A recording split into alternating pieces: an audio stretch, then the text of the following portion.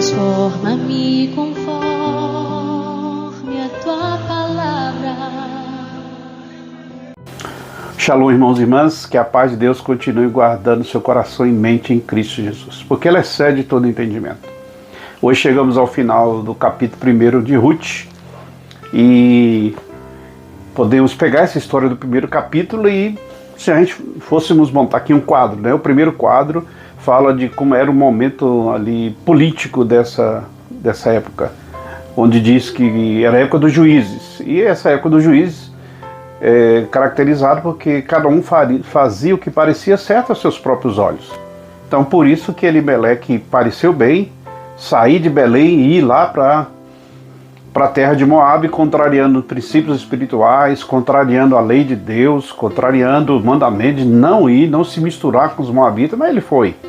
E nisso a gente pode passar por um outro quadro, que é o quadro da família dele.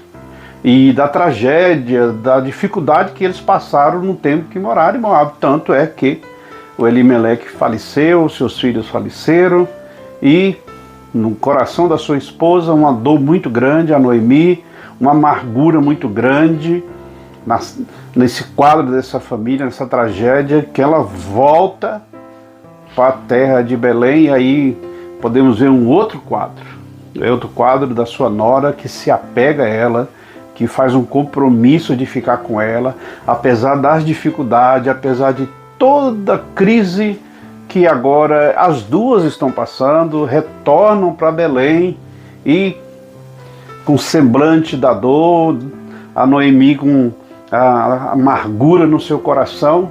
E aqui o último quadro, que penso que é o versículo 22. Leia o versículo 22 e pense comigo. Que quadro nós podemos, então, pensar e enumerar aqui nesse versículo 22? Pense junto comigo. Se você leu, você pensou, que quadro nós poderíamos pensar aqui? E eu quero pensar junto com você a última frase do capítulo 1 do livro de Ruth. Elas chegaram em Belém, numa época onde estava começando a fazer a colheita. Que coisa maravilhosa, irmãos e irmãs. Encerra o capítulo 1 montando um quadro, e esse quadro eu penso como um quadro da esperança.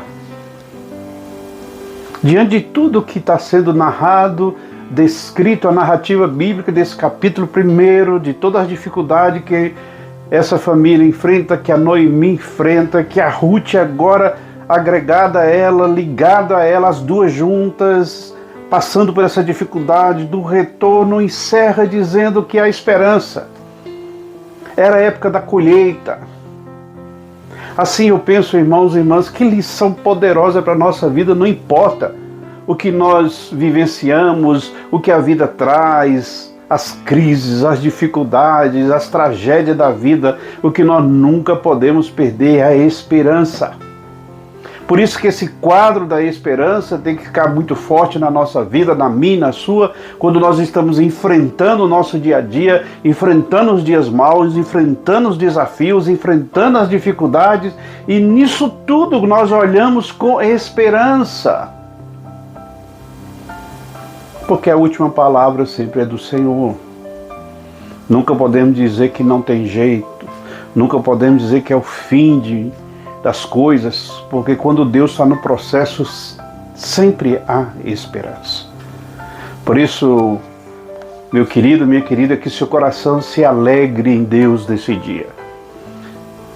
Não importa qual é a situação que você está vivenciando ou passando nesse tempo.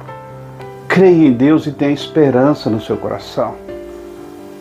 Creia em Deus, creia em Jesus Cristo, na sua palavra, e tenha esperança no seu coração. Porque a esperança nos faz ver além. A esperança nos faz ver além da tempestade. Nos faz ver além da dificuldade. Nos faz ver além do momento difícil. Por isso que o Espírito Santo de Deus nesse dia alegre, fortaleça o seu coração com esperança. Porque esse é o quadro que nós devemos ter sempre diante de nós. Que Deus te abençoe, que você pense nessas coisas e tenha um dia de paz. Shalom. Transforma-me conforme a tua palavra.